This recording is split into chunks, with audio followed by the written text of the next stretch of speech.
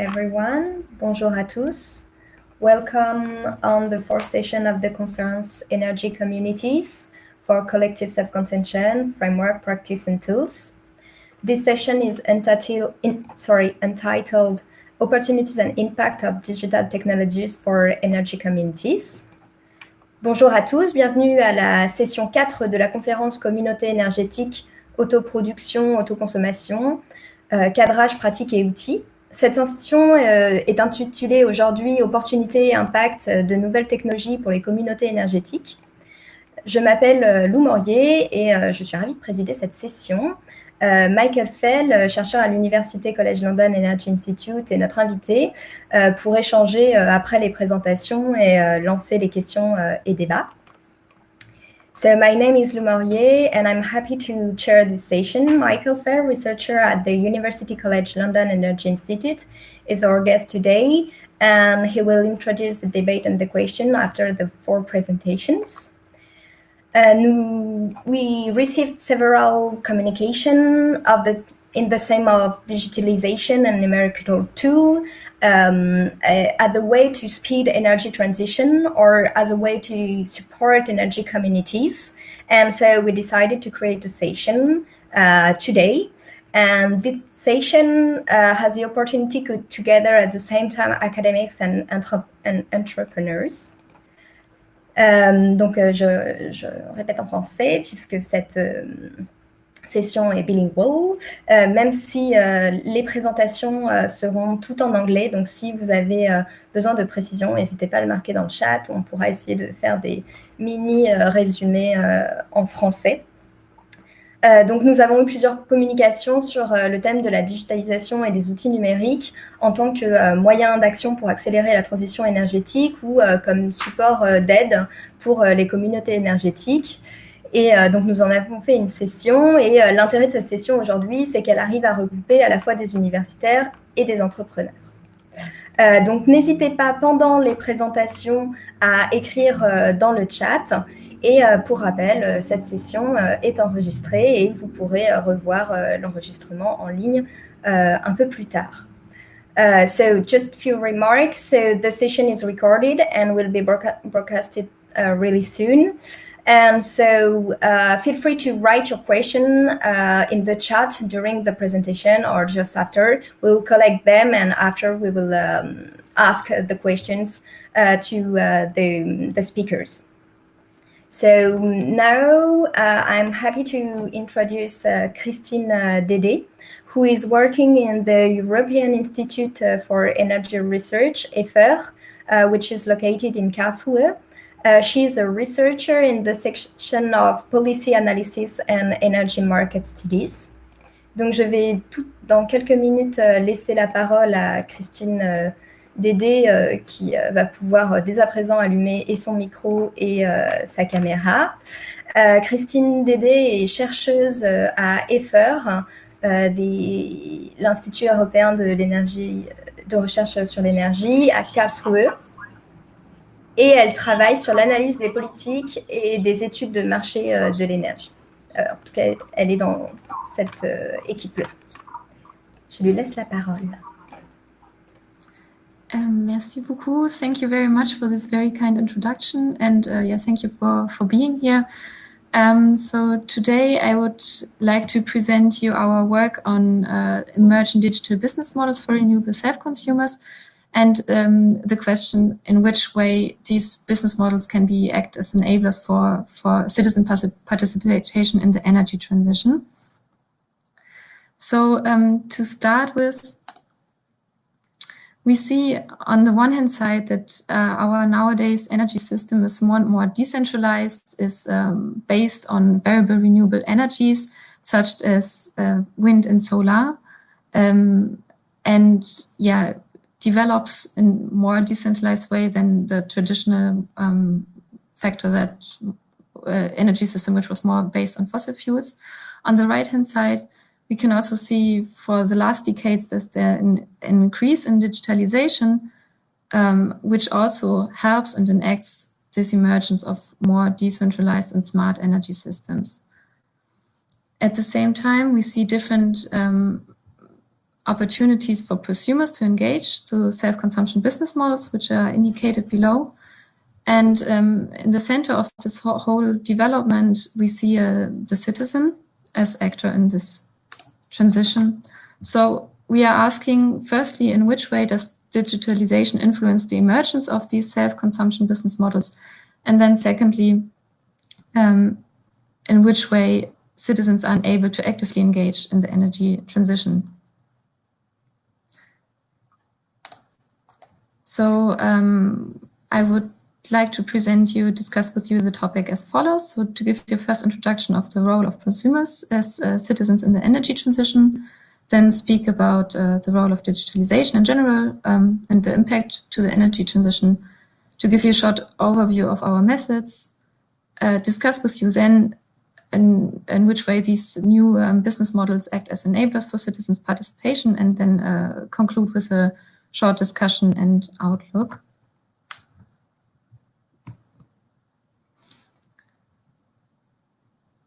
So Miguel Arias Cañete, former commissioner of the EU Climate Action and Energy, defined in his speech that he envisaged a framework for the energy transition with citizens at its core, where citizens take ownership of the energy transition, benefit from new technologies to reduce their bills, participate actively in the market, and where vulnerable consumers are protected. So here the EU clearly defines that citizens play a crucial role in the energy transition. So this is from a speech in London from 2015. And within the framework of energy citizenship, which was introduced by Divine Right in 2017, citizens are seen as active participants that influence innovation, that can engage politically, for instance. And Riehoek and et al. In 2018 defined the different roles of citizens as users, consumers, protesters, supporters, and also prosumers. So today we want to focus on the prosumers. And they are regarded as key players because of two assumptions. So first of all, they represent active participants in the energy transition and are therefore regarded to increase the acceptance of the energy transition. And then secondly, there's also the assumption that prosumers could help to provide flexibility services, for instance, by demand-side management or short-term storage to overcome challenges of variable renewable energies. So to have a look at Germany, we see in general that there's increase mainly within the last years from 2017 within the residential sector, increase of PV rooftop installations, and especially also in the last years an increase in the industrial sector, so with installations above 100 kilowatt peak or even above 750 kilowatt peak. And we see that electricity tariffs in Germany are increasing in all the three sectors, while at the same time feed-in tariffs and also levelized cost of electricity for PV rooftop are decreasing. So this is a strong economic incentive for prosumers to become then prosumer and benefit from self-produced electricity. Other incentives are also just environmental consciousness, just general interest in new technologies, or reaching higher degrees of self-sufficiency. To come now to the role of digitalization. So in general, digitalization helps, is the core of increased data availability. So it helps to link distributed energy resources, DER, which also then helps to activate or unlock flexibility. It also allows for precise forecast and demand-side management options or flexible tariffs. So in general, it makes the electricity system more smart through smart grids, smart home, smart meter appliances, and helps the emergence of new business models. So how does it help to the emergence of new business models? So first of all, short overview of our applied methods. Firstly, we did a systematic literature and market review of prosumer business models. Secondly, we tried to cluster them Thirdly, we choose criteria to analyze the participation for these business models. And for the moment, we were looking at the financial and economic participation. But of course, there are also other layers. And in the future, we're also considering structured interviews or also surveys. So in general, business models are defined or characterized by the three elements of value proposition, value creation, and value capture. The digital business model is then defined by a digital influence that somehow changes these value dimensions. Rehman et al., they also propose to include new elements within these business models, which are, for instance, service platforms, interface, or organization models to help to manage the increased numbers of actors in these business models. So the way how it then helps the emergence of self-consumption business models is then in the core of it all lays the increase of data availability, so which is referred as big data. Then as a second step, it helps the emergence of new technologies. So for instance, where smart grids are the core, the backbone of the whole infrastructure, which allows also remotely controllable energy devices. And then, for instance, allows for a more flexible prosumption. So where the individual self-consumer becomes a flexible prosumer, which is defined also by Kubli et al. From 2018. Then as a second step, we have an increase of participants in the sector.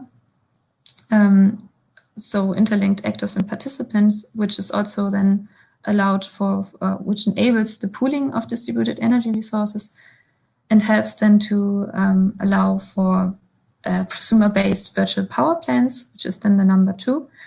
And thirdly, based on this more interlinked self-consumption prosumer business models, we also have the opportunity for virtual energy communities or virtual self-consumption, so where prosumption takes place at the same time, but not at the same place.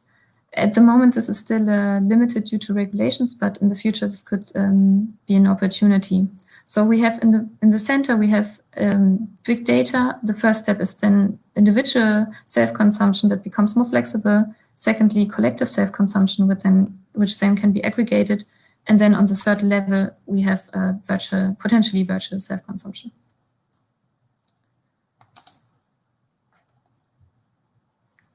So in which way does digitalization influence the emergence of self-consumption business models? So it modernizes traditional business models, but also helps the emergence of new ones due to bidirectional communication, interlinking and aggregating distributed energy resources, and developing numerous of platforms and services. So we tried to cluster the different business models that we saw in the market. So on the left-hand side, we have a group of self-consumer-based business models, which are then differentiated in modernized traditional business models, which is, for instance, individual self-consumption that becomes then a flexible prosumer, or also collective self-consumption, which is, for instance, tenant electricity. Novel business models are rather than virtual storage, prosumer-based virtual power plants, or local energy markets. And in all these different business models, we see demand-side management concepts and measures considered because, as mentioned above, the need for flexibility is increasing. So also the concept of demand-side management is more and more applied within these business models. On the right-hand side, we see supporting business models. So these business models have another value proposition, usually as software services or also platform as a service. There are mainly three areas in which they emerge, which is regulatory consulting, metering and billing, and energy management. And they provide often their service as white label solutions to the self-consumer based, that add to the self-consumer based business models. The suppliers, there are just some examples who provides these types of business models. So we were looking at two different case studies. So one is the virtual storage. The second one is the prosumer-based virtual power plants.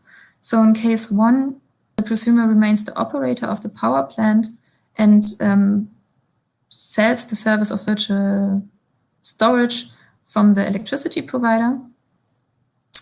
And this concept is basically just a billing concept. So basically the electricity that is produced by the prosumer that is not consumed at the same time is fed into the grid and will be also accounted on some kind of a virtual account.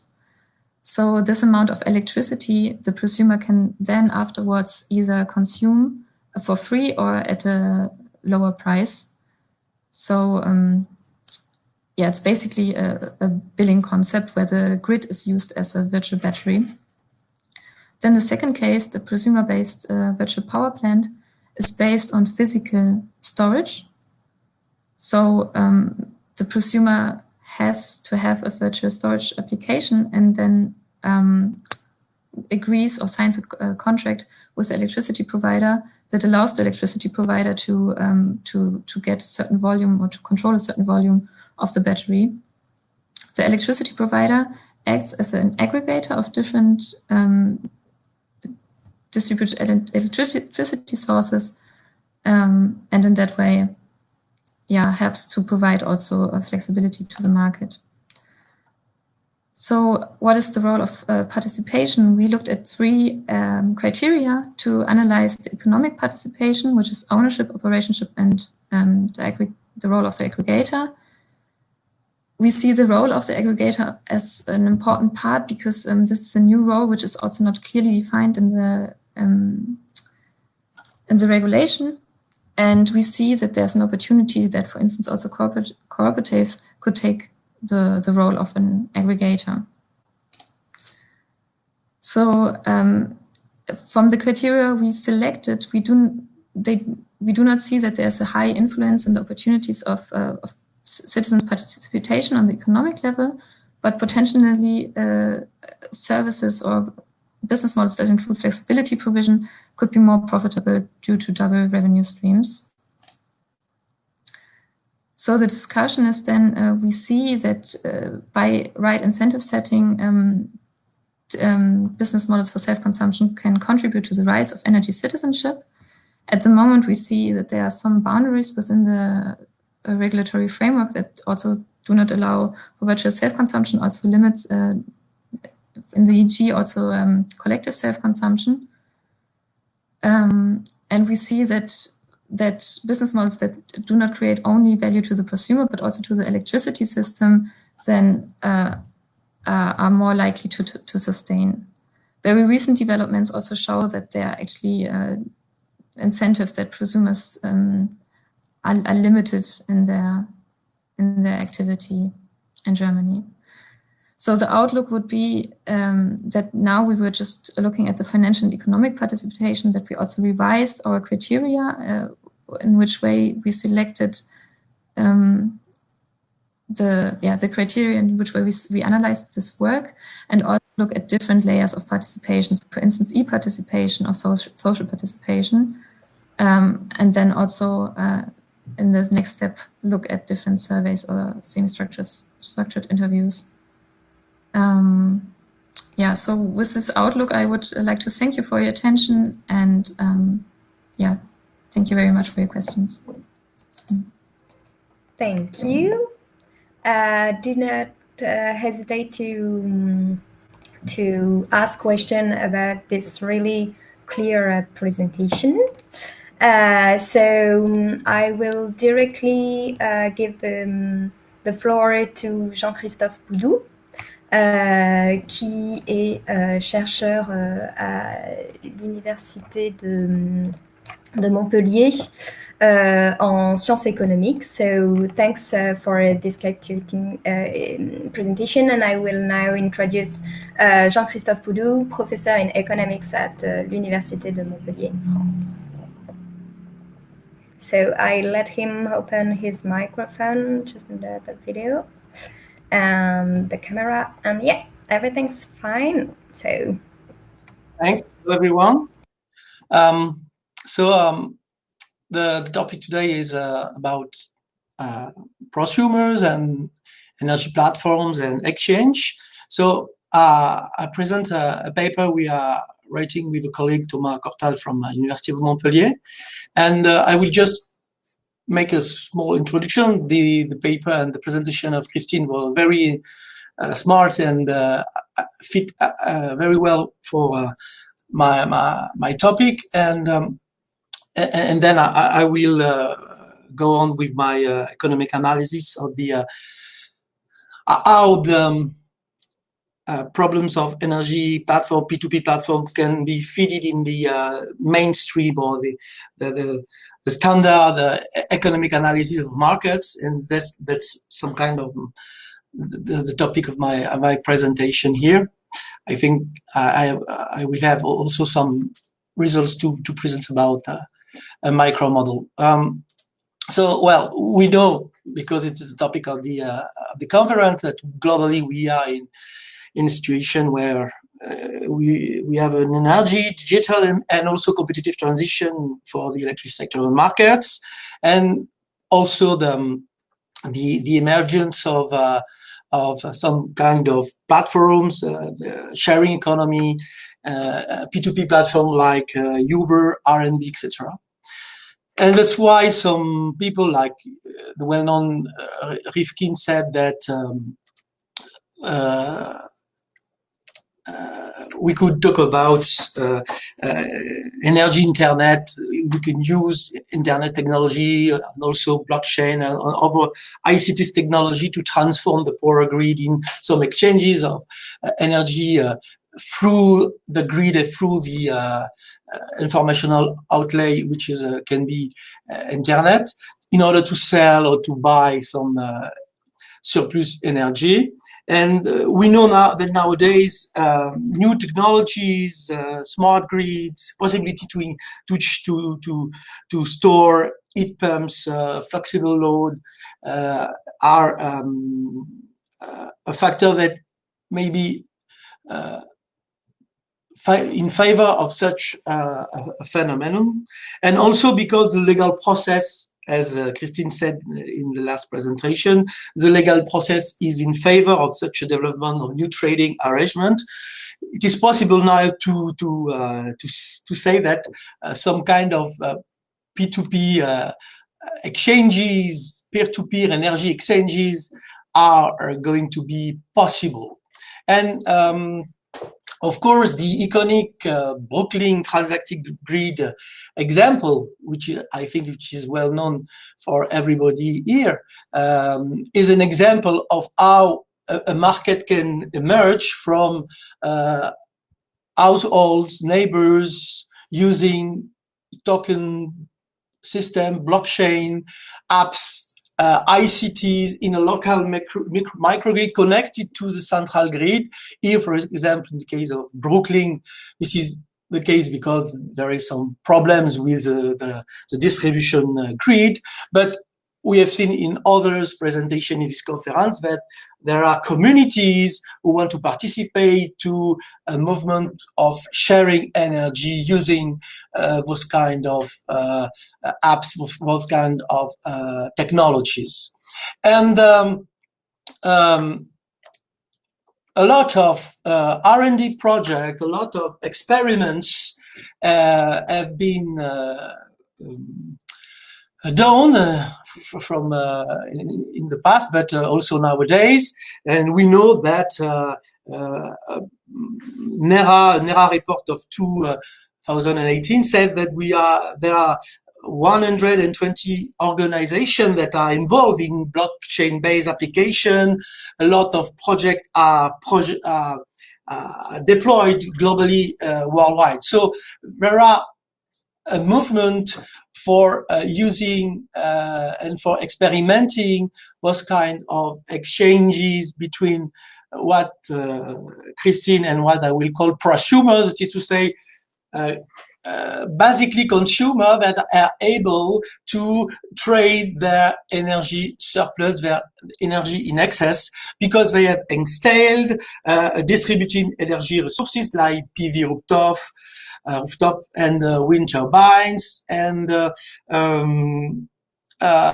in fact, what I want to do here, what I've done in the paper, I think the paper you could have an access to the paper in the future through this conference, is an economic analysis of such a situation where there are possibly a platform that can be formed through prosumers exchanging energy in excess, surplus energy at each time and in each state of nature. So what is the analysis? What is the main research question we want to deal with? It's about motivation of the participant. We want to imagine some kind of microeconomic theory of the participation versus economic efficiency and the emergence of prosumers when these P2P, peer-to-peer energy trades are possible. To deal also with the idea of the persistence of a legal entity. We know that in the law there are legal units or legal entity, moral person, they need to be responsible for flexibility or perhaps for ancillary services. And is it, as in our view, is it a market dealer or a matching matchmaker?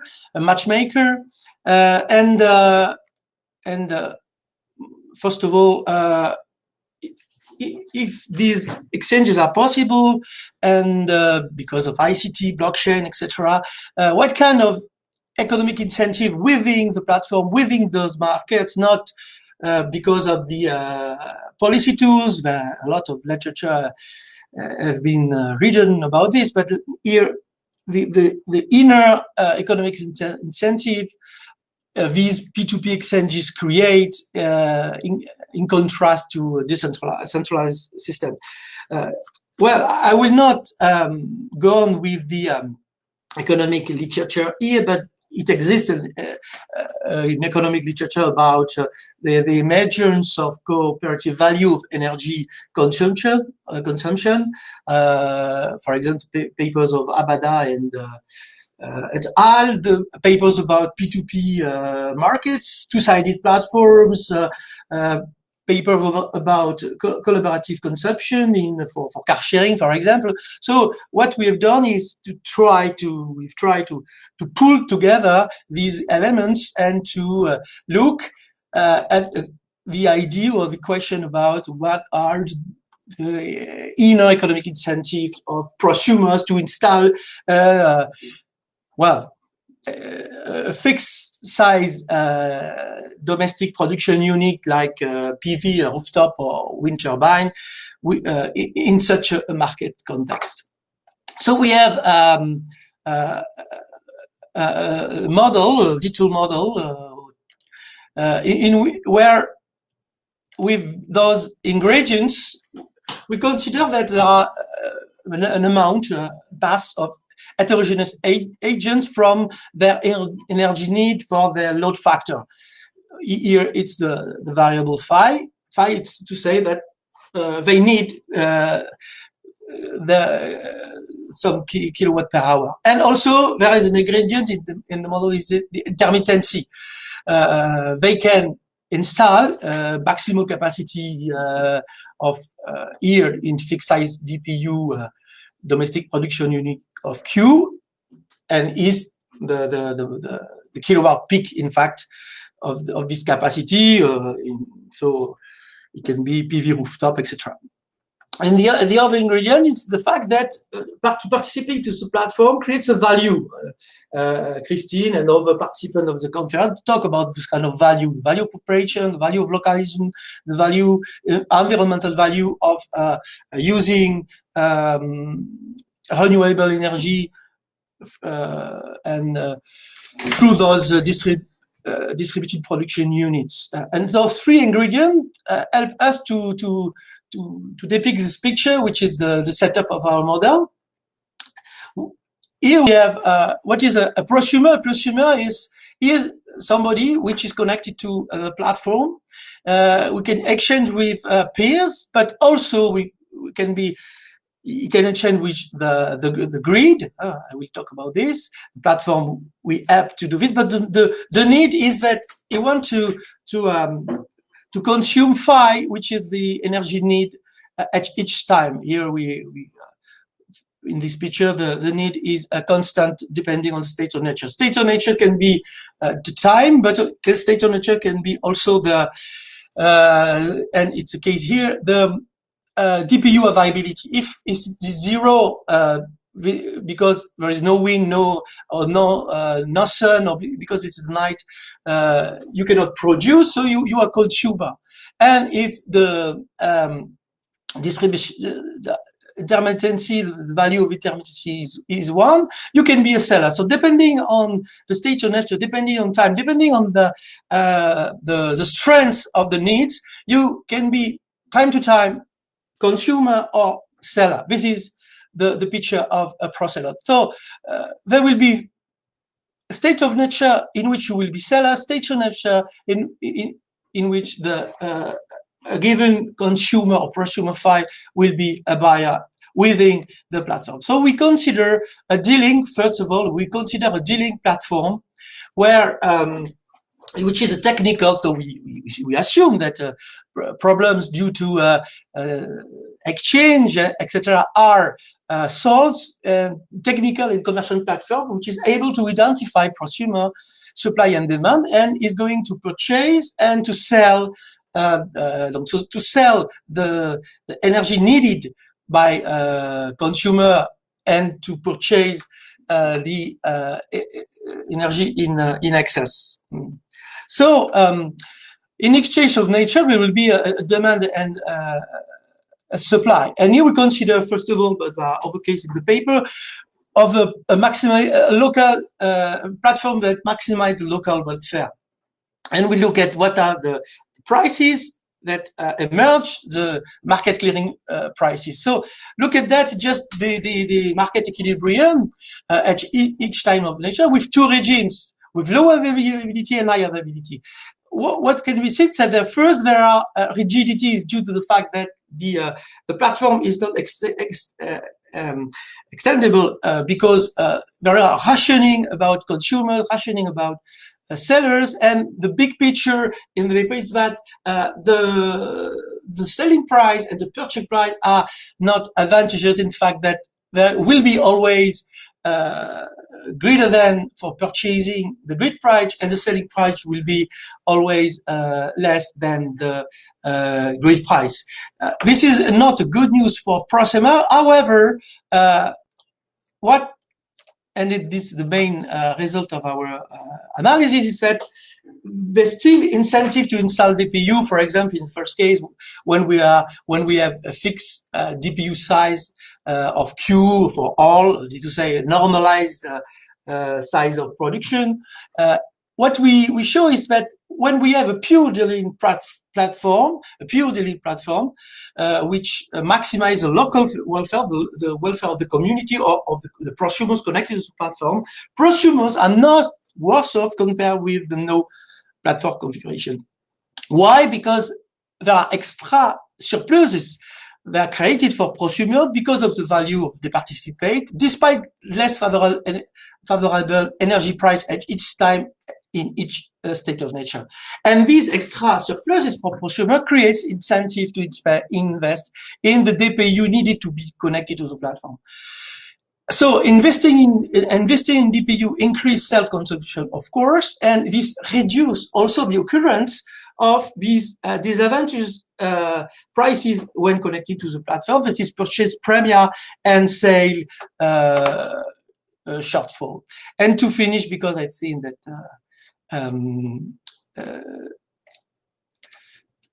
we have also a case where we consider variable size. This is to say that the size of the DPU may be and can be connected with or depending on the need, on the load factor of each prosumer. But now the result is not so clear. There are ambiguous effects of DPU size, because now investing in DPU have countervailing effects of on prices within the platforms, that is to say purchase price and selling price that are that emerge due to the dealer. Marginal incentive to install DPU are boosted by the positive marginal effect created by the DPU, but they are dampened by the negative marginal effect due to the selling price. So it is more oriented for purchasing than for selling. To conclude, just saying that in the paper we have also look at some ideas like zero pricing. We consider also with zero pricing it is also possible. It is not optimal, but there are still some incentive possible to install DPU or for matching platform. So the only case we have looked which is not advantageous for prosumers is the case of autarky. In the case of autarky, agents are not always better. Well, thank you very much for your attention and for your questions. Thanks a lot. So I will directly give the floor to Hugo Schoenbeck, who is an entrepreneur from the Energy Coin Foundation, and he will present some of the result of his project he did with the Utrecht University in the Netherlands. So, je vais directement passer la parole à Hugo Schoenbeck. Merci beaucoup pour cette présentation. Donc, Hugo Schoenbeck est entrepreneur à l'Energy Coin Foundation et il va présenter une partie de ses résultats d'un projet mené en partenariat avec l'Université de Utrecht aux Pays-Bas. Merci, j'entends déjà ce micro, donc c'est bon.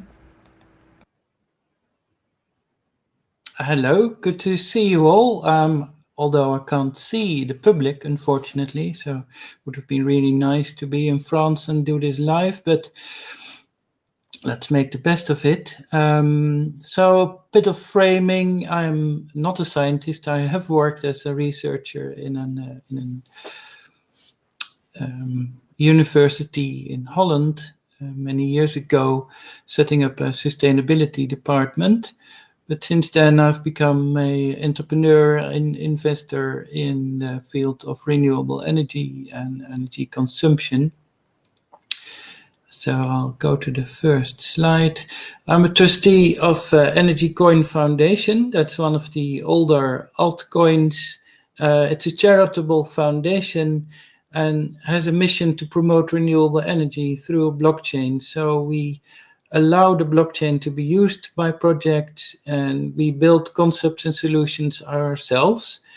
And we offer these as a charitable foundation to people who want to share our values.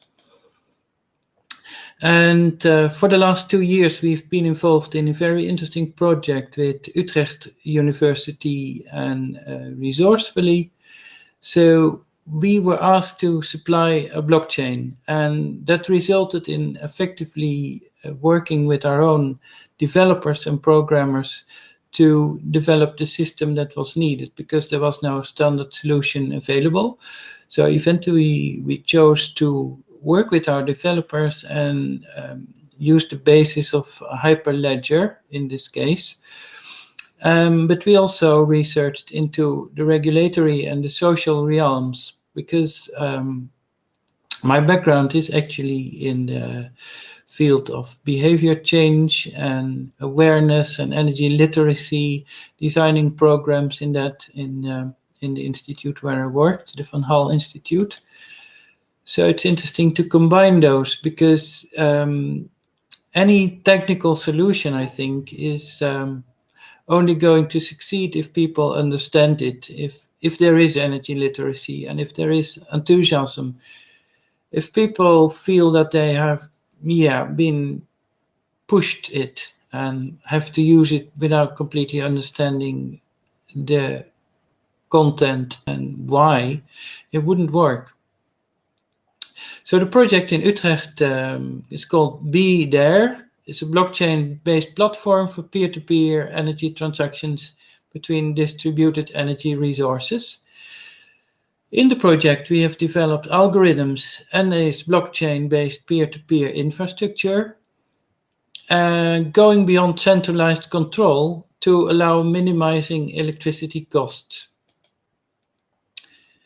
So, a bit more technical, we have developed, assessed, and delivered a novel decentralized management platform that is extensible, reusable, marketable.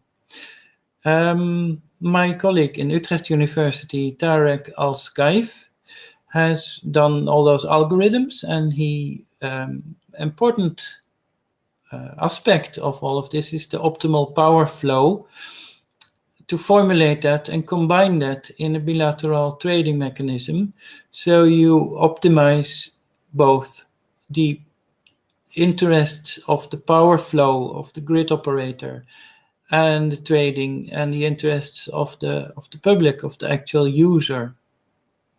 And we used smart contracts. We tested smart contracts, so that effectively acts as a virtual aggregator. And then the interesting thing was to also look in how would this land in a society? How is it possible, and what is not possible, and what needs to change to make it possible? What are the barriers, and effectively how to integrate prosumers in a traditional energy market? I saw an interesting discussion already in the chat about this aspect. How do people benefit from it, and how do we take care that people don't miss out? If people cannot afford to be part of this, if people cannot afford to have solar PV on their own roof and start trading with each other, eventually, if too many people are doing that, there might be a risk that the vulnerable people lose out, because they have to stay with the traditional energy supplier, who has to balance his purchasing, the program responsibility. So he could offset those risks and costs to his consumers. So that's an important consideration. So we have the interesting concept of the energy policy trilemma. As I said before, it needs to be secure, of course. We need a stable grid. It needs to be competitive. It needs to be sustainable as much as possible. But competitive also has this social aspect that it's affordable. It's a fact that society is moving away from top-down energy supply. And we have seen all those aspects of peer-to-peer. You saw Napster, that people started sharing music online, illegal or legal or somewhere in between, but it did happen. And then you also saw things like eBay, Uber, Airbnb, even if they are commercial people who jump on the bandwagon of offering this. It's an important development, and it was only a question of time, because people would want to merge those two and start to combine the possibility of relatively affordable self-supply, self-producing energy, together with the wish to be able to trade it and to share it. And in this case, that's about the origin. I'll come back to that. I'll come back to that later. So it's already been mentioned before that the EU is highly, I would say, supportive of this. They have looked at the Dutch situation. The Dutch situation was that energy, there's a lot of cooperatives in Holland. There's about 600 energy producing cooperatives that own shared installations in solar and even wind, smaller and even larger wind installations owned cooperatively. And some years ago, there was a court case. One of the earliest cooperatives in Holland, Windvogel, went to court because they said, if you have a share in a bigger installation, and effectively that is self-supply. If you have a share, it shouldn't be different from when you have solar on your own roof. You should be able to offset your share of production, of cooperative production, against your own consumption. So you shouldn't have to pay tax on that. You shouldn't pay energy tax, because they said if you have a plot of land in a cooperative garden project, and then you take the vegetables home, you don't pay tax on those vegetables anyway. So they went to court, but the court dismissed that request, stating there is no real self-supply because there is a grid in between, and by law there is an energy supplier in between. So you can't compare it.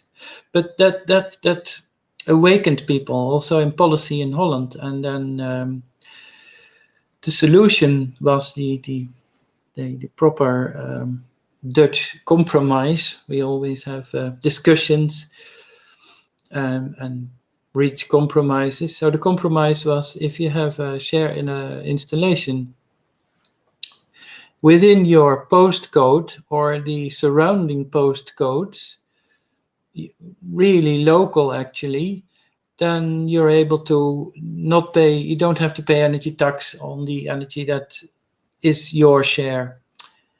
That's a good compromise. Has been really successful. Then the Dutch government went further and created a form of sandbox. That is the sheet. Should be able to switch sheets. So the experiments are now allowed in Holland. That's called experimentenregeling.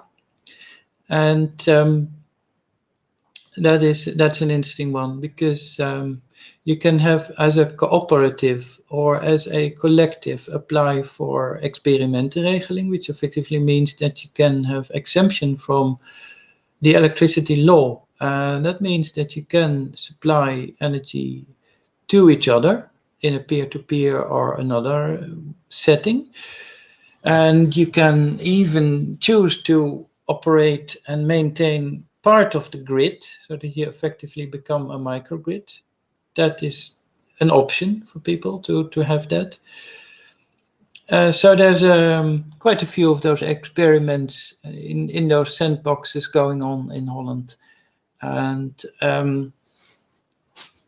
that some larger, some smaller, some are still finding a way to do it.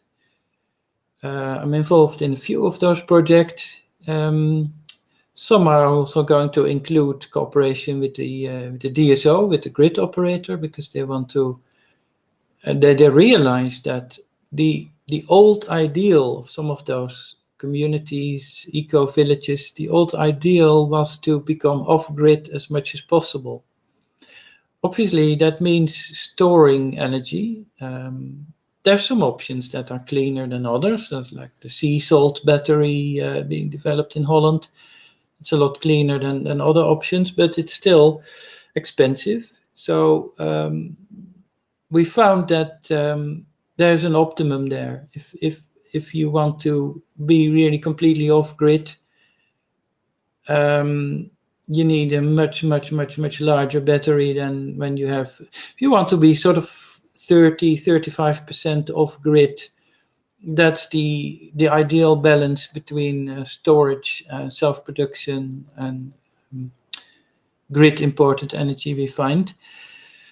So if you want to go to 100%, you need a 10 times as much big battery as when you have 35% off grid. Another interesting aspect is the question of who supplies which energy to whom, because renewable energy obviously is certified as a guarantee of origin that is traded separately. So we think it's important that that is not missed out on in the field of peer-to-peer or the link between specific sources and specific consumers, because there's a risk that guarantees of origin go to a different route and that they are actually used to green other options, other offerings of energy suppliers.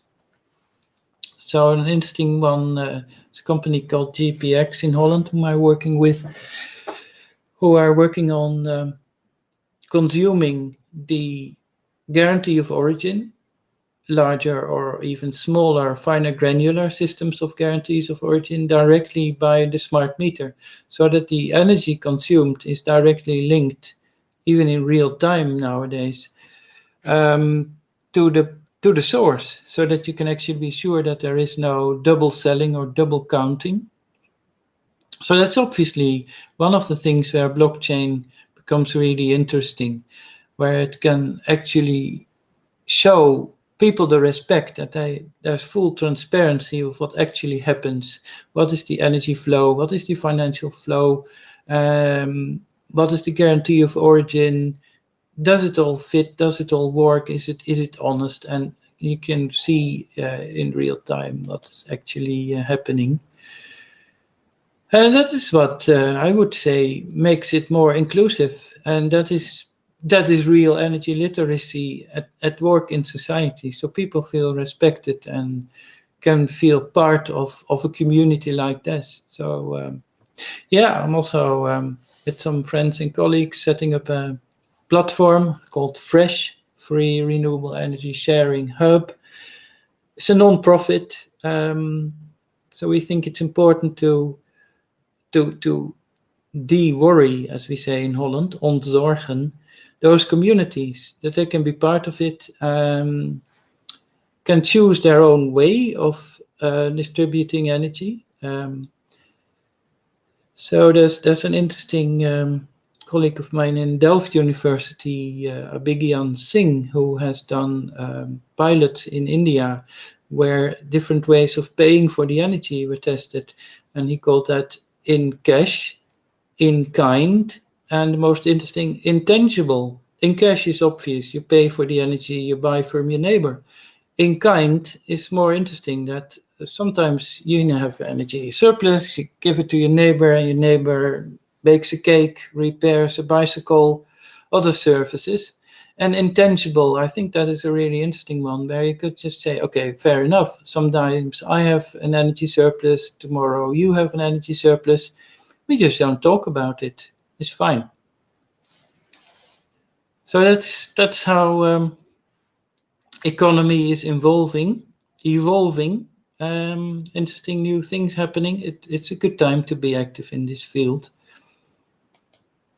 So my paper has a lot more details. I put my email address in the chat. The slides are just the slides you've seen, but there's a lot more technical details about this in the paper. I'm happy to share that with people if they send me an email. So lastly, I would like to thank my colleague Tarek Alskay from Utrecht University, now Wageningen University, Brian Mulder from Energy Coin Foundation in helping with this paper, and all the good work. So I don't know if thank you. I'm still within the 15 minutes, but it's okay. It's okay. Great. Thank you, and thank you for your presentation. As the time going, so I will directly give the floor to the last presentation and the last speaker, which is Daniel Mugnier. So he's from the textile company who works on solar engineering, and he is the head of the innovation department. Donc, je vais passer directement la parole à Daniel Mugnier pour lui permettre d'ouvrir son micro et d'ouvrir sa caméra. Daniel Mugnier fait partie de l'entreprise Texol qui travaille sur les questions du solaire et il est responsable du département innovation. Et je le laisse ouvrir son micro, donc cliquer sur l'icône de la caméra et de l'icône du son. Et donc j'en profite pour remercier les 3 participants précédents pour leur contribution à ce webinaire qui, je trouve, se complètent parfaitement et sont très détaillés.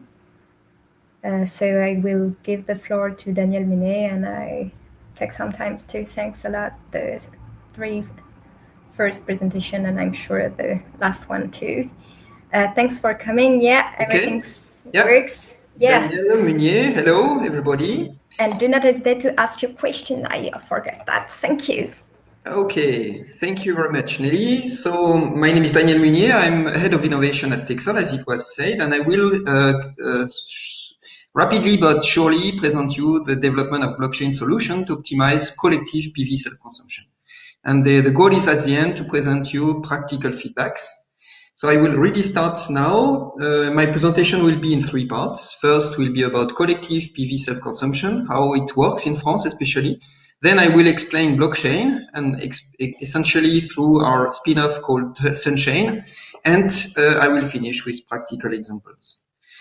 So firstly, business model fundamentals, rapidly, but the main aspect for collective self-consumption is that for customers, the savings are decrease of the part of the electricity invoice. And we see that in France, income can be set on the furniture of electricity bills on this part, which is less than 1/2. And for the producers, the main income is through cost competitive energy sales. So this dimension is really important because the model is in between. We need to have a double benefit. The business model fundamentals as well is at the moment in France, most interesting way to connect to the grid when producing PV is in absolute to sell surplus. It's the surplus sales mode. At the moment, the main projects are mixing both individual and collective self-consumption.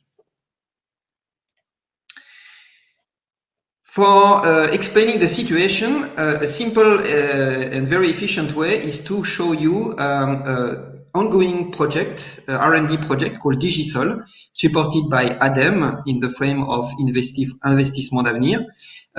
From the beginning, we planned to make 22 residential projects in 3 years' time, and from that, we finally got 1 operational project with 20 dwellings after 2 years' time, and we have 3 projects under construction. This project is really to push for using blockchain in PV collective self-consumption. And the second part was to develop 30 projects for quarters. And for that, at the moment, after 2 years, we have 2 operational projects and 5 in the pipe. And below that, the target, and it's interesting to have a view on it, the PV self-consumption rate should have and will and is reaching more than 80%. And the PV self-production rate, the solar share in the full electricity consumption must be at least between 15 and 20%. And at the moment, for this project, the payback is nearly more than 15 years without subsidies. So it's showing that the challenge is hard. And at the moment, for PV self-consumption, collective self-consumption, there are 2 main profiles for makers. Local authorities in one side and social housing sector in the other side. Otherwise, out of these 2 practical cases, it's absolutely difficult to have a real existing model and possible projects. And you see that in France, we have in the yellow cycle an entity called PMO, Personne Morale Organisatrice, where we have the capacity to organize the mix between producers and customers. Of course, there is a list of flux between the different actors, which is not simple, and which is creating a value and a role very significant for contractors, for specific jobs: initial contracting, invoicing, energy sharing, participant rotating management, and experimental balance as well. In this model for electricity supply, we have two main trends. The first one is sale between producer and customers. And of course, in that way, there is a quite, let's say, weight on how to manage it, because you need to count, you need to have invoicing, you need to include all of the different aspects and flux. The second, which is really promising as well, is donation. Of course, by donation, there is several aspects and declination, but at the end of the day, this is really nowadays efficient way to cope with the, let's say, possible economical barriers for this model. What is, on reality, the advantage of collective self-consumption? The main aspect is the mutualization of production and consumption. That's really the main driver, which is absolutely interesting compared to individual approaches, especially in the residential sector. And you see here that there is a typical example of energy distribution on a pro rata basis. This is really the degree zero of collective self-consumption. And of course, rapidly, it's interesting to go the step beyond, which is dynamic repartition. And this is exactly where blockchain can be used, because it's bringing a significant added value by managing this kind of, let's say, more intelligent approach. This means mainly that the energy is distributed and shared between customers as far as what they consume at one moment, according to the production in front. And that's really an important aspect, which is bringing an added value. This leads as well to what we call advanced dynamical method, which is to, let's say, add different added value. And here you see that blockchain is used for energy certification. You have at the first the connected meters linked to IoT modules, which permit to settle the blockchain system. Then, of course, you can open the window for smart contracts and then go for energy repartition. It's to be noted that in France, at the moment, already Enedis, our DSO, is capable to make dynamical, let's say, management repartition, but this repartition is really on what could be called natural way. It's really according to the real consumption. And blockchain can open very new and innovative repartition keys and way of distributing the production. So this is really one of the big interests of blockchain. So now, what is really in reality blockchain in France? The best example is to speak a little bit but fast about our spin-off, Sunshine, founded in 2016, which was really aimed at developing such a business. So I won't go stay on this slide, but much more on explaining how blockchain is used by Sunshine for driving PV self-consumption projects.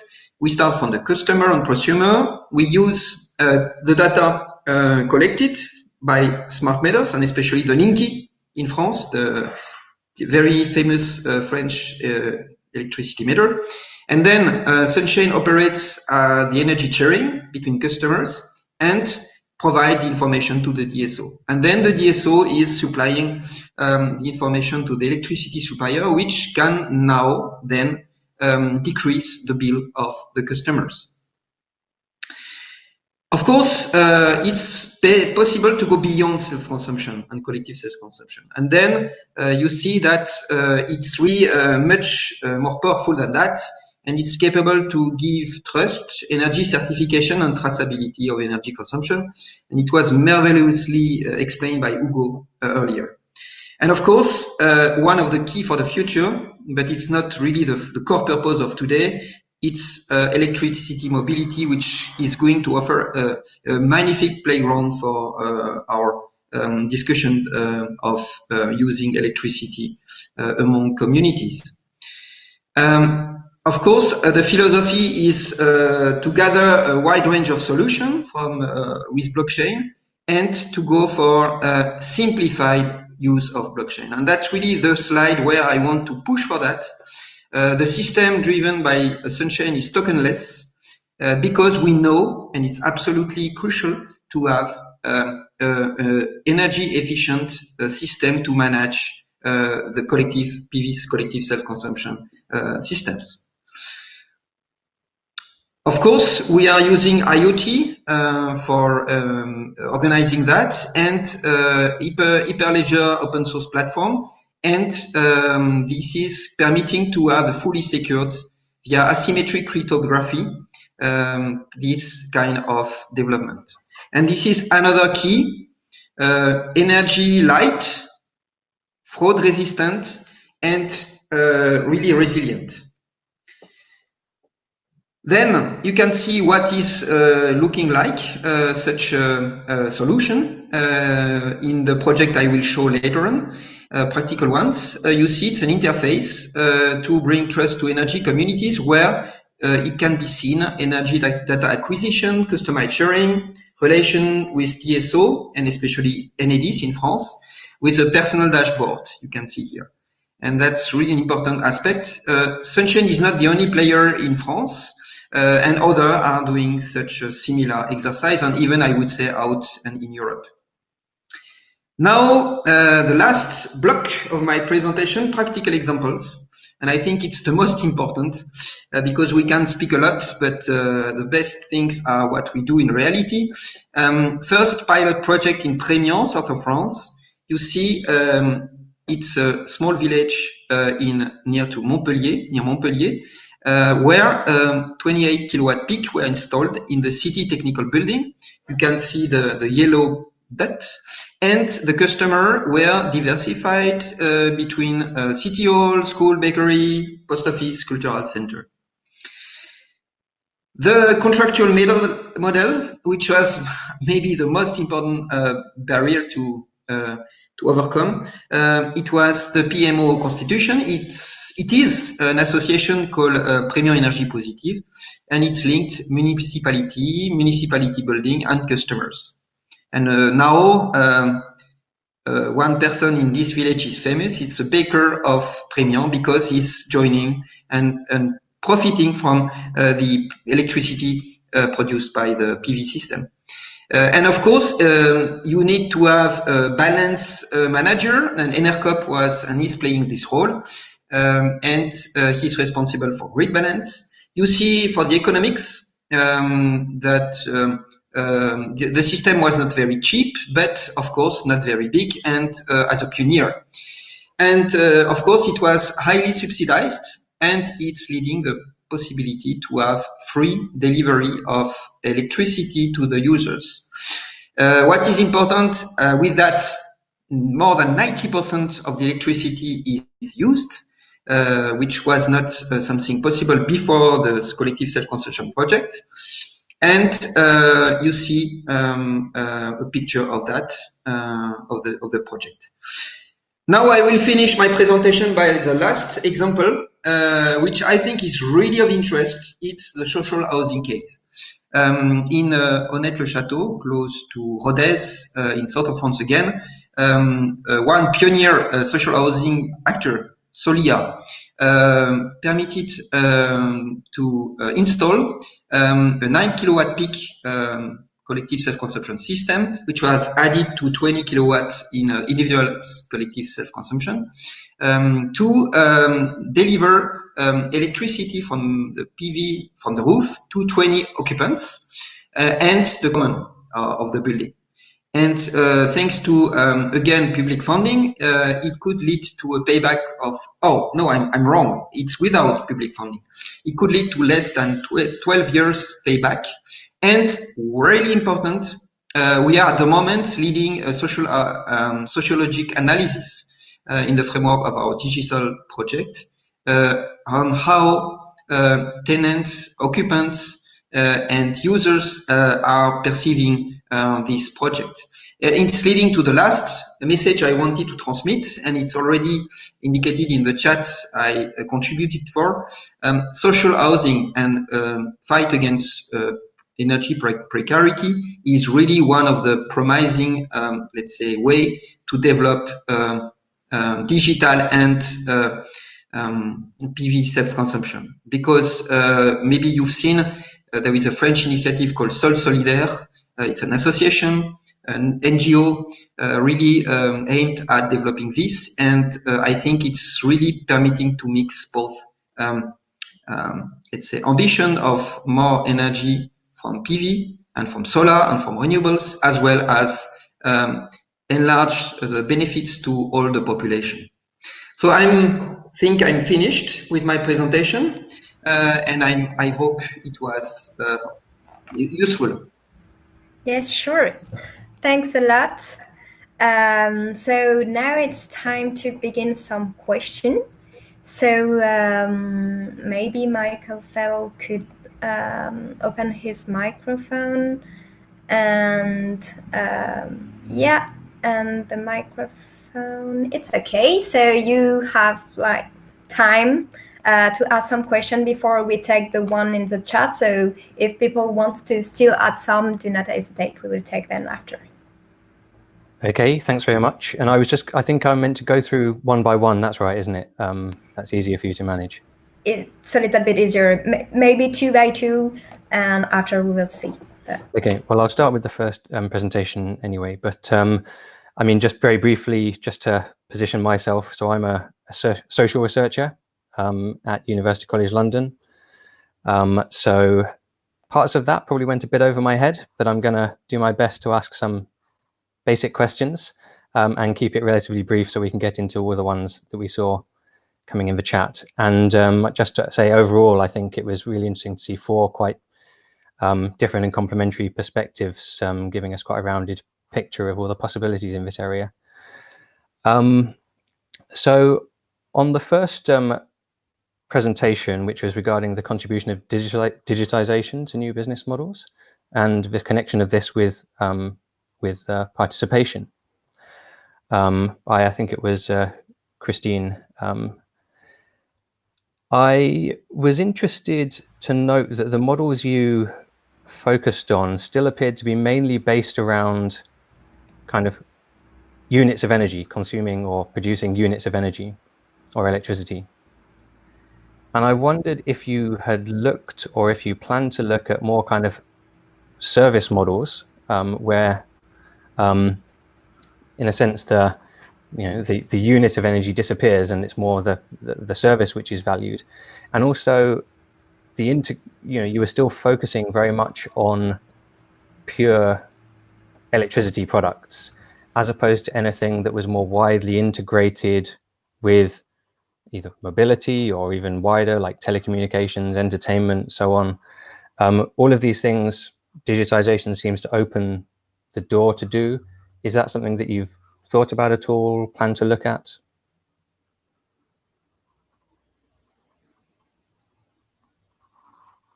So we will maybe need to just reactivate Christine, so we are sure the microphone works. Sorry for that.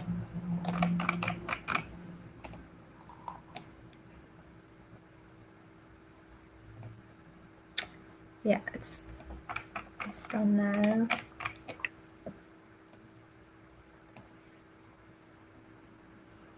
Yeah, maybe Christine, now you can open your micro just below the different cameras,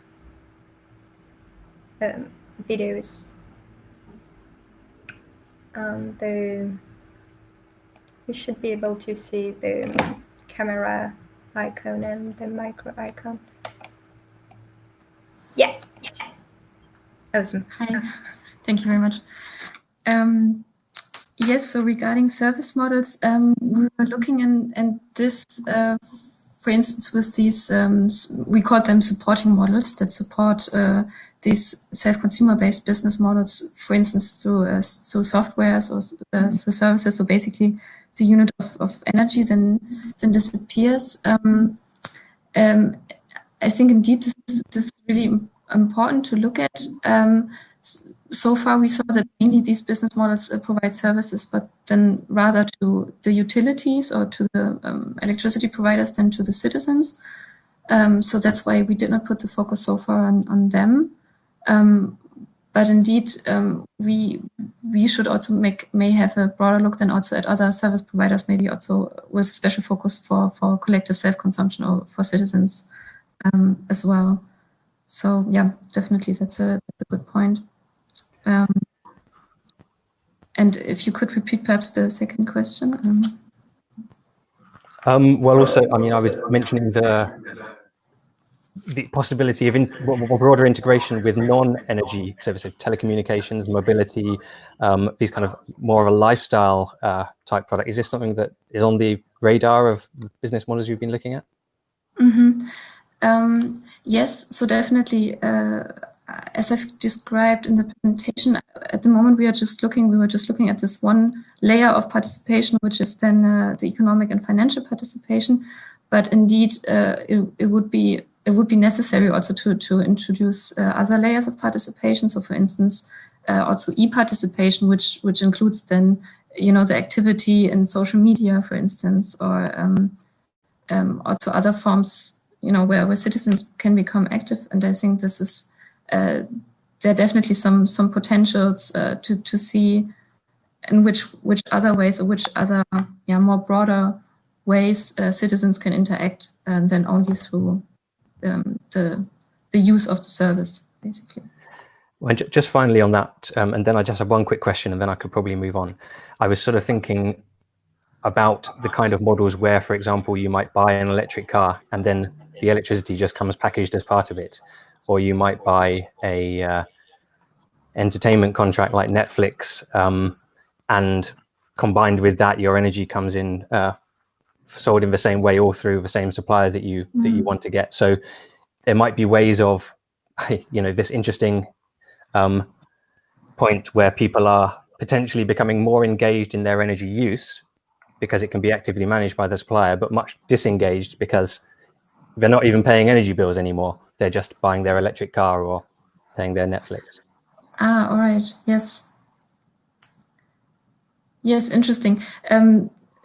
So far, we haven't done a closer look at this, but because I think it's also not that applied yet in Germany, but it's definitely a good point because we also see this development of flat rates, where indeed other services are also linked to the electricity supply. So, yeah. Great. And just sorry, one final brief one, just because I thought it was interesting, but then I should probably move on. I was interested in this kind of virtual storage model, which seemed like it might be quite interesting from a sort of consumer appeal and potentially getting people interested and participating angle.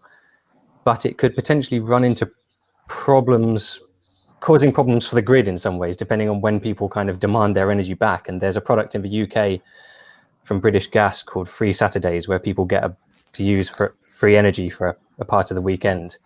And it's really, people really like it, from what I understand, but it creates this big new peak on a Saturday, which, is potentially problematic for the grid. So there's this kind of trade-off between getting people interested and potentially causing problems. And I wonder if you just had any brief view on that.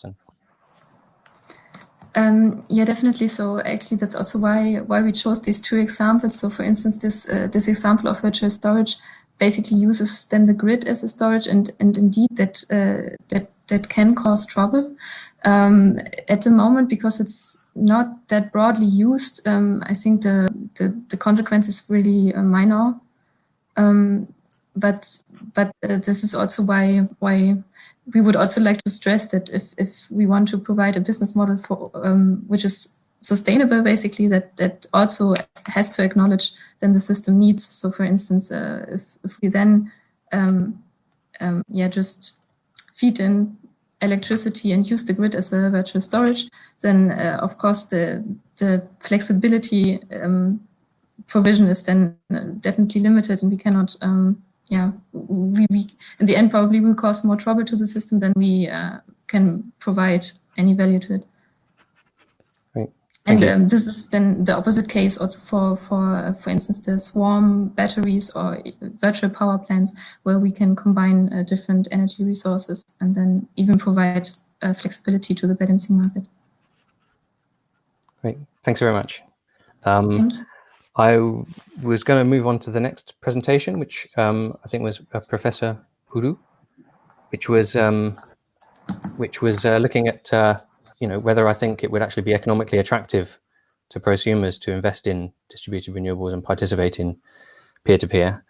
So here is one where I stress that I'm not an economist, and so I first of all just had a very quick, just to ask you just to clarify on one point for me, which was, I think at one point you said that just in the model you looked at, there could be higher energy prices for consumers, but still extra surpluses somehow.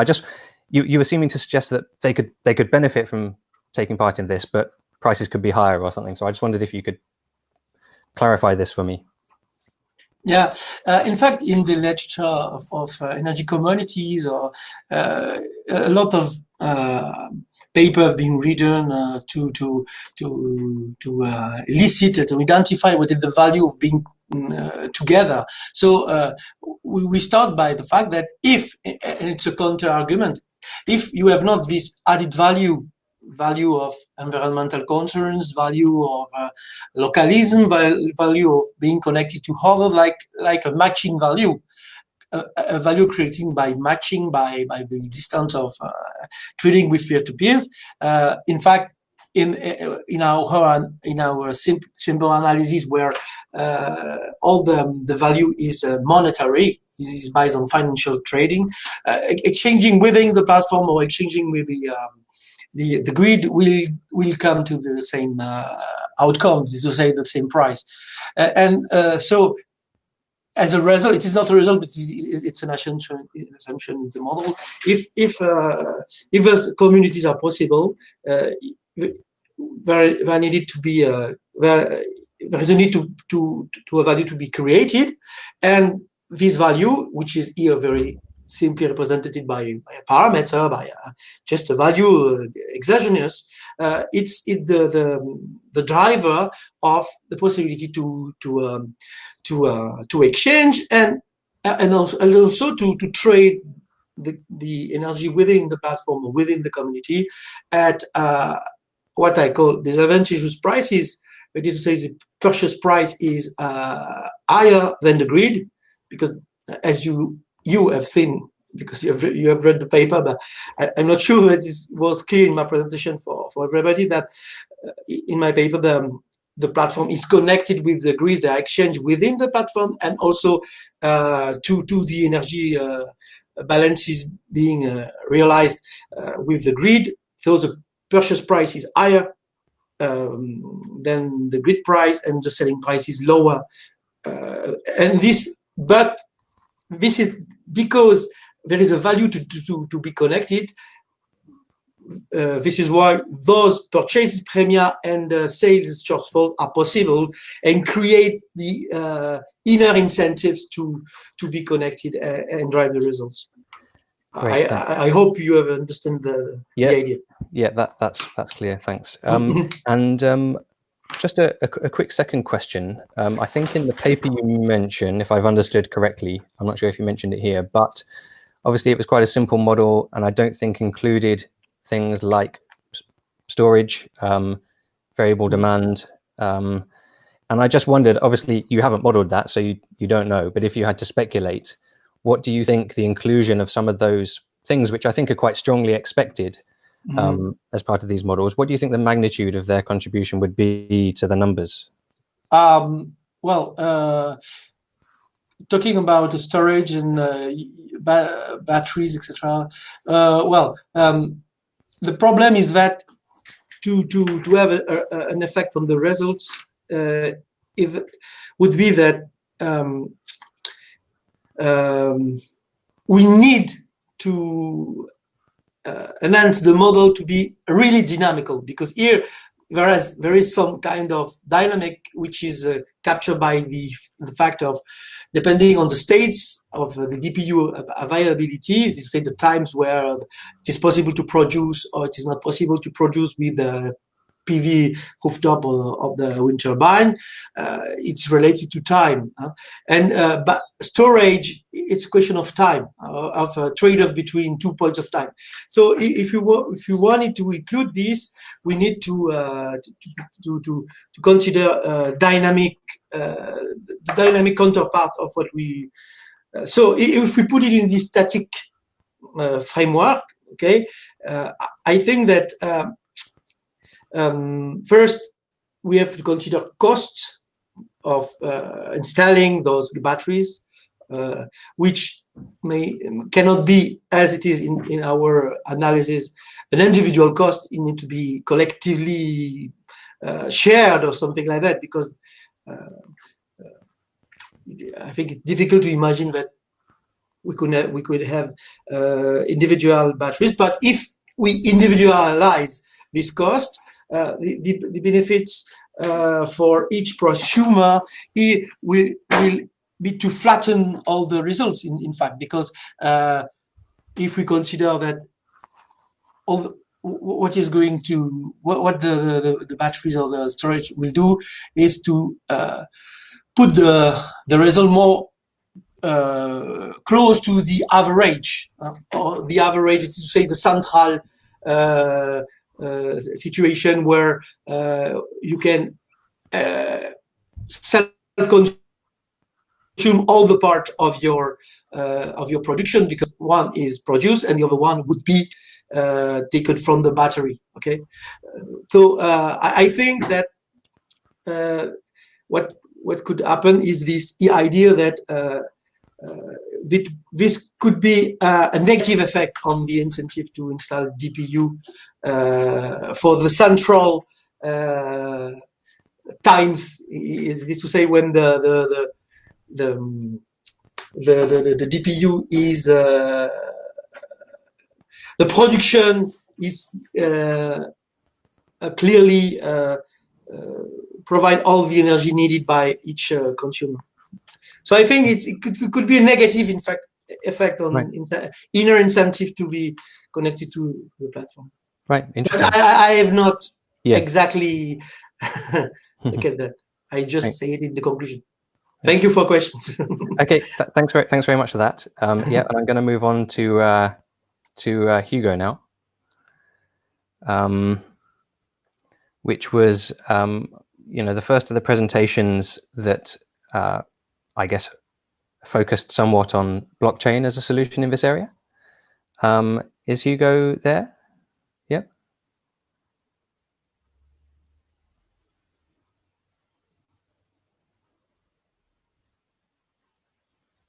Hello.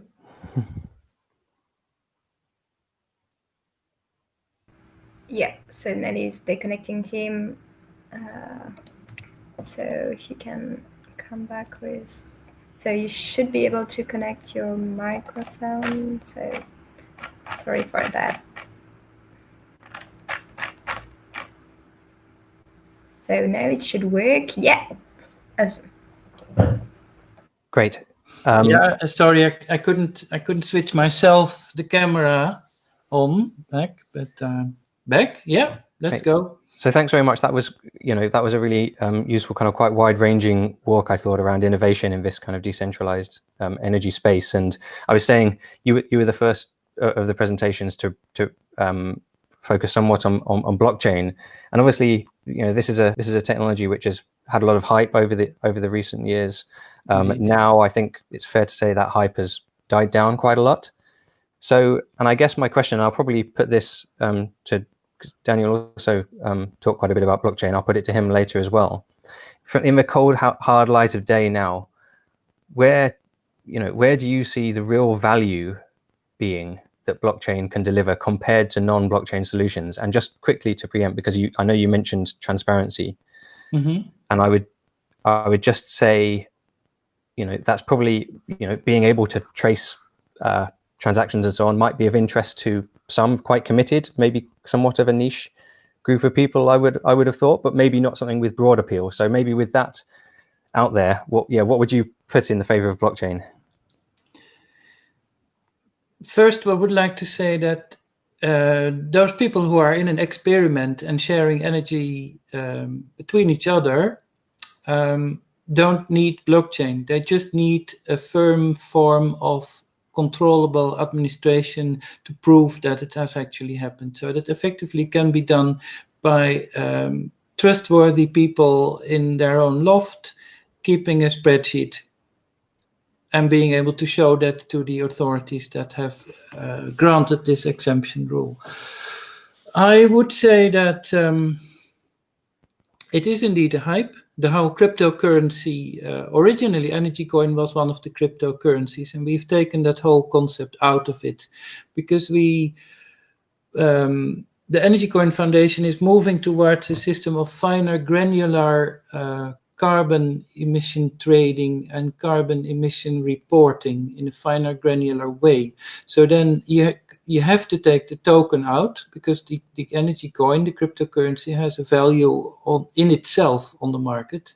And if you want to do it properly, then the carbon pricing should be similar as the normal trading in carbon with the price per ton of carbon. So that should be the same as the price of gram per carbon. So in that case, you don't want three variables. So that's why we've taken the whole cryptocurrency out of the equation in this field. Where blockchain, there was an interesting question in the chat already also about the difference or the paradox between transparency that people might want and privacy. Obviously, blockchain and privacy are not good bedmates because the whole blockchain can always be traced back, can always be looked into. So there's always been issues in that.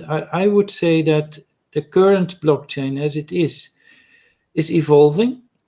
The transparency aspect obviously can be combined with privacy if you have some form of that you can trace your own trail of where your energy comes from without being able to see what your neighbors have been trading to or from. So then you almost create a vertical layer in the system where you can look down in your own history, but not in other people's history. So that might be one solution for the blockchain and privacy issue. You also see things happening like the Tangle, the IOTA system, which we very much are looking into yet, because that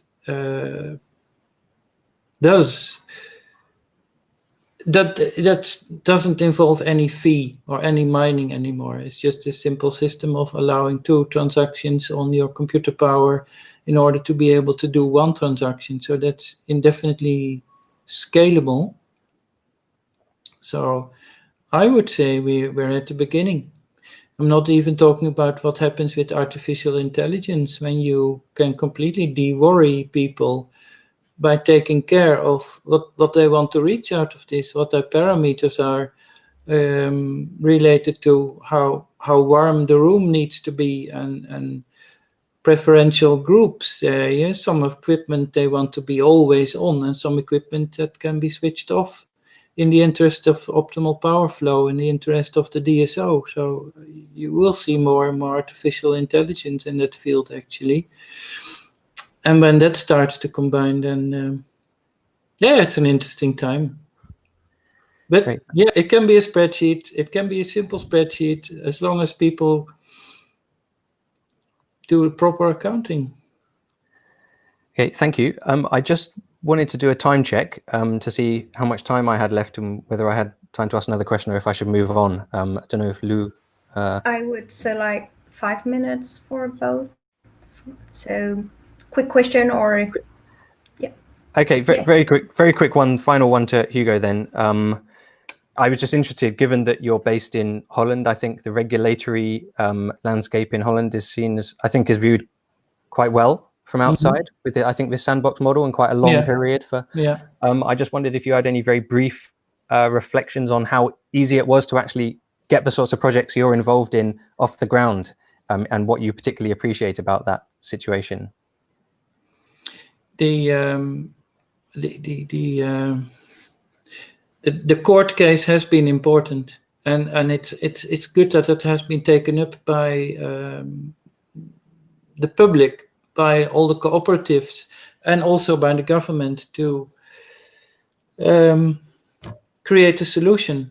That's typically Dutch, the postcode rows solution. It's not ideal anyway. It's a compromise, but it's a good way of finding a solution. Experimentenregeling as well. We're going to have the next phase of the experimentenregeling at the end of this year. That is now being developed. So that will include larger experiments where you can also have other parties than just cooperatives and communities taking care of those experiments.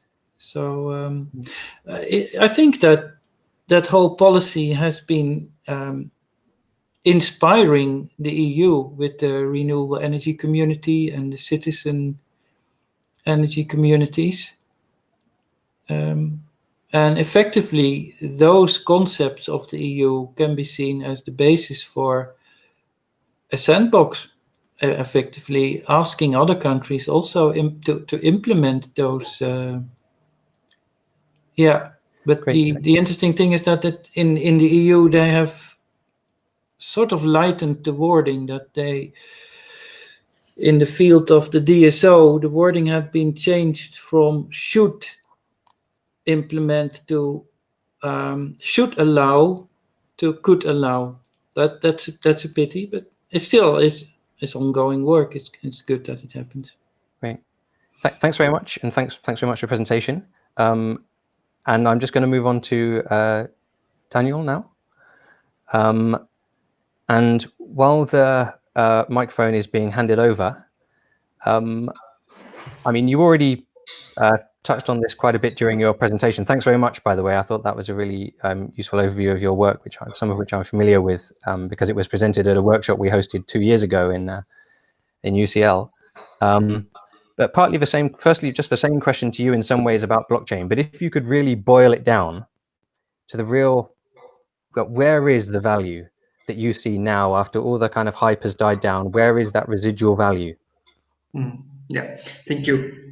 I already had exchanges with Frédéric Wurst in through the chat, because he raised the question, especially for France, because in France at the moment we have a quite advanced certification system, centralized one, and that's really blocking at the moment the blockchain development because it can certify at the end of the day all the energy management of the system. But then blockchain, I explained that during my presentation, is capable because it's really going really closely to the operation of the system. It can permit to invent and to manage really out of standard management of energy repartition, and then as soon as you open the window or the door for a new way of peer-to-peer exchanging of energy at local level, this system can permit to have a self-supported management of the repartition of energy. And second aspect, we need in such a company, startups, to have a daily income and business to wait for this, let's say, evolution. And we see that there is a short-term clear interest by installing blockchain devices to double use the IoT effort on site, to go for managing of the load of the electric devices. Especially, I mentioned in the chat electric heaters, EV chargers, and then you double amortize your system. It's not purely blockchain, let's say, use, but it's permitting to use the devices which acquire the energy measurement, and at the same time which can operate, let's say, the load, because as you mentioned previously, the management of the load is absolutely crucial. Great, thanks very much. Well, I mean, I do have another question, but I see that there's 20 minutes left only, and I feel that everyone else should have a chance to ask questions. So I'll leave it there, and if there should not be any questions, I can ask my extra one. Thank you. Sure. Thanks a lot for this exchange, and really interesting one to begin. And we actually have other questions. So coming back to the beginning, so I think this question is for all of you, and it was a really, really generic question for an old presentation with really lots of answers, I guess. So each time you take the floor, don't hesitate to answer to this question. We would be like, how to go from consumers to prosumers. So that's a general question, and I would love to hear your answers. And another question maybe for Christine, it was asked to Christine, but don't hesitate to ask for answering these questions, or to take the time at the end when it's your time to answer. So it would be like how to manage what we call participation, involving consumers. And what about so assistance à maîtrise d'usage, which could be like help on control the uses. So I guess we had like some answers just before from Daniel with blockchain, but maybe we have like plenty of other ideas, and maybe Christine, you could like give an idea of what you think about this question. Yeah, sure. Thank you very much. So maybe first of all, how to become a prosumer. So basically, I mean, every citizen is a consumer of electricity, and then to become a prosumer is then by installing, for instance, a PV plant or any other device, and in that way allow self-consumption. And so in that way, a consumer can become an active prosumer. If this is already the answer to that question. To the second question, of course, for participation, I think the first that always comes in mind with participation and energy transition is the processes of state participation measures, for instance, with the construction of wind power plants. For instance, in Germany, there's also quite a large group of protesters against it also. So this part of participation is definitely an important part. So where we were looking at is also the question, what other kinds of levels of participation can be allowed. So that really many different levels. So one level we were looking at is then the business models for self-consumption. Because I think this was also another question. Usually business models, of course, have an economic interest. So the utility has an economic interest of creating those business models. But the interesting part in it is that it's that the value that is created is created also for, or could be also created for the citizens as well, and in that way also enable self-consumption. So this was our assumption,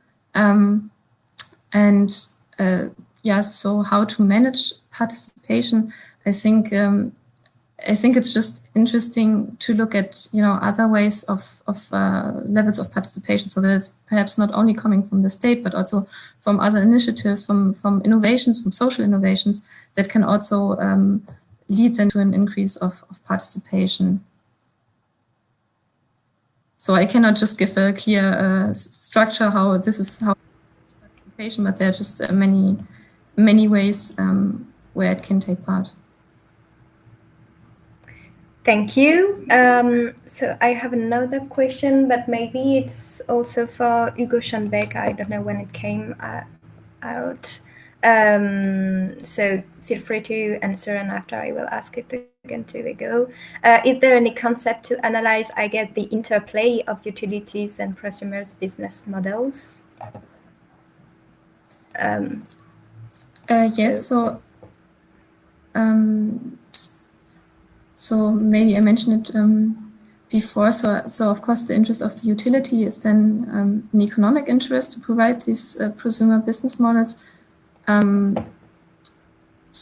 So the framework to analyze the interplay is then really much reliant on the revenue streams. And then again, yeah, the interest, for instance, the aim of the utility is not in the first place, for instance, to allow participation, but it could somehow be an added value that comes into part that takes place with this new business model.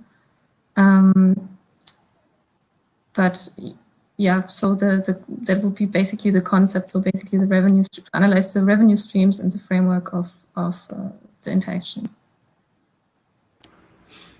Mm-hmm. Can I? Yes. Yes, sure. Thank you. Shall Sorry. I add something? I think it's. I also mentioned that before. It's really important. If there isn't enough analyzing of this done, it should be done, because I mentioned before that if there would be too many prosumers doing self-supply and trading, then vulnerable customers might end up with the traditional energy suppliers who is balance responsible. So there's the costs of the balance responsibility with the energy supplier could grow, and that could be offset to vulnerable customers. So it is really important for the networks working in this to have that properly investigated. Because ideally, and it's also different in what country you are. Some countries, the DSO and the energy retail are still publicly owned. Some countries, both of them are liberalized. And some of countries like Holland, the DSO is still in public hands and always will be. And the retail is privatized.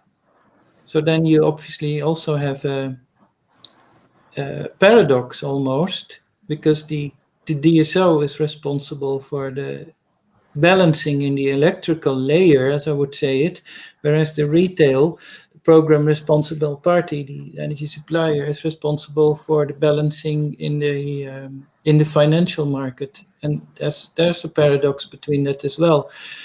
Ideally, you would look at them together and also look at the interest of the consumers to optimize at all levels. Yes, thank you. That's a very, very necessary point to raise. Yeah, in the last slide, I also mentioned that actually in Germany, this is also a high debate or strong debate in which way presumption should be now enabled or more incentivized, or in which way it should be also limited. So recent suggestions are also that prosumers are not self-consuming electricity, but are really more incentivized to just feed in anything they produce, so that there's not really self-consumption, but basically the consumer becomes a just producer, basically, by just injecting everything that is produced. That is also energy literacy. An interesting example is a community I'm working with in Holland, is Aardehuis, and it is earth ships. It's an eco-village that the people have built themselves, and originally they wanted to be off-grid, and then they realized that it doesn't actually make sense. And now they're actually moving towards a situation where they start to be interested in peak shaving, working together with the DSO. They've realized there's a animal fodder factory close by, which has a completely different profile from the households. So they want to look at, can we do trading with them to optimize the whole financial but also electrical balance and do as much peak shaving as possible. So I have another question here. I have to move the picture. Is there a scale used to evaluate the energy literacy of the general public? Has there been tests to propose such scale and evaluation through surveys, for instance? I would say no and yes. The no is there isn't enough done on this, actually. In a practical way, energy literacy should just be something that is taught at primary schools, which it isn't enough. And there is not enough evaluation done either. I would say there is in the BDARE project, my colleague Annemarie Pronk and other students of TAREC are working on this. That'll be another paper. So if you email me, my email is in the chat. I can get you in touch with that as well. There's surveys done by those people in this field. Yeah. Thank you. Thanks a lot. I've seen in the chat that Daniel Mugnier answered to the second question. I guess it was this one. So maybe he could just open his microphone and try to summarize its answer at the beginning. Yes. I tried to answer to Marie-Christine, I know, from others. Yes, this is, I think, the core justification of collective self-consumption. I think in the future, let's take the example of an inhabitant in the heart of a city. How for him to allow to consume PV electricity, for instance, if he's in a flat, in a high-rise building, and then the collective self-consumption approach is really good for that, because it could permit him even to buy a share or a part of a PV system somewhere else, and among a community to use with traceability the electrons coming from this system. Of course, one of the key questions, which I think was not so much elaborated until now, it was the grid itself, the cost of the grid and the management of the grid. And I think it's really one of the very, very crucial aspects in the future. I hope there will be a very intensive political effort to add and to enhance the agile use of the grid to permit this behavior, and at a reasonable cost, I would say. And then, of course, the cost model will be a key aspect as well in the future, because at the moment, to be very honest, it's absolutely difficult, economically speaking, to go for such a collective self-consumption system in France, and I would enlarge even in Europe, because that's the cost to access and to use the grid often is too expensive.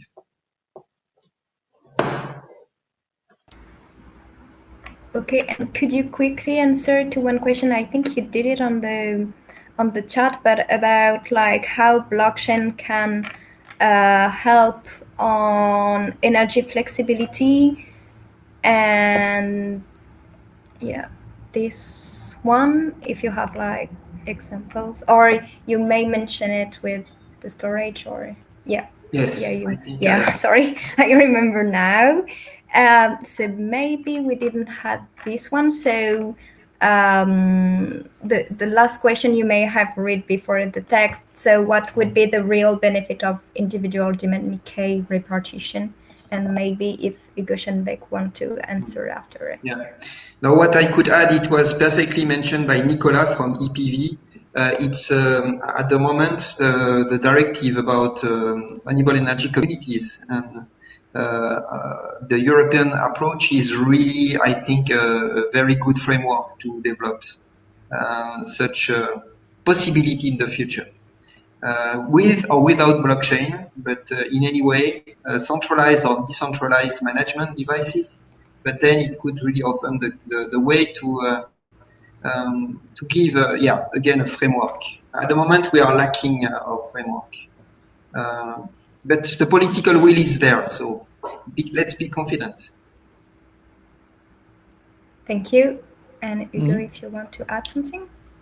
Yeah, I'm not particularly in favor of bypassing any intermediary.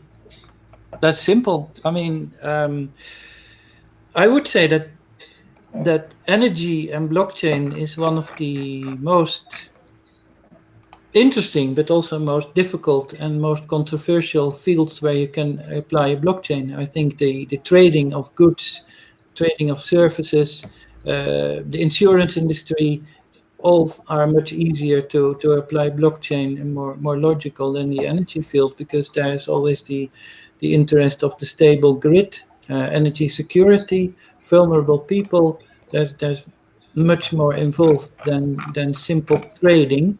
And in practice, I see hardly any enthusiasm with DSOs and energy suppliers in Holland to completely have it bypass intermediaries, as Bitcoin originally was designed. Even if they are looking at the tangle of the IOTA, it wouldn't be the public tangle, but it would be a private tangle, in order to safeguard your garden, you know. Yeah. Okay, thank you. And I will just ask Jean-Christophe Poudou for a few words. So maybe for the first question, from consumers to prosumers, or if he wants to answer to any question we had before. And sorry, I couldn't just go on all the questions, but I think that there was lots of exchanges, so I took the one who I didn't see any exchange on it. But feel free to ask a question and to keep in contact after. So yeah, do you have your microphone opened? No. Okay. So okay. Yeah. Yeah. Okay. Yeah. About the question, I think that it has been already answered. It's just a question of being a participant of such exchanges, installing PV rooftop or etc. So being a prosumer is just being a consumer. First, being consumer, and then afterwards, being able to sell the energy in excess. And this is the way of being a prosumer. But it's also a question of participating to a virtual or residential local community. But there are several aspects in the fact of being a prosumer. Indeed, in my analysis, it was more based on trades between consumers and producers. But it is more larger than that. Okay. Thank you for the final words. So it's time now. So I really want to thank everyone for being here, hearing our speakers. And I really also thank all the speakers, so Christine Dédé, Jean-Christophe Poudou, Hugo Schoenbeck, and Daniel Mugnier, and also Nelly Valence, who is administrating the platform. So thanks a lot for everyone. And a really great thanks to Michael Phil for your questions to the speakers. And it really help us to go further in the discussions. And thank you everyone for your questions. Don't hesitate to keep it in touch. And I remind, as a reminder, so next session would be next Tuesday, so from 10 to 12. And it's about how to do community energy design and urban processes fit together. So thanks a lot. And merci beaucoup d'avoir assisté à cette session. Et j'espère vous retrouver à la prochaine session mardi prochain de 10h à midi. Merci beaucoup. Et merci à tous les participants.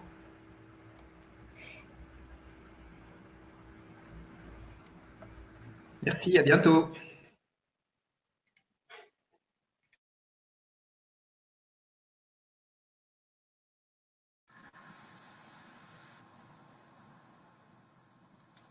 Merci beaucoup. Au revoir.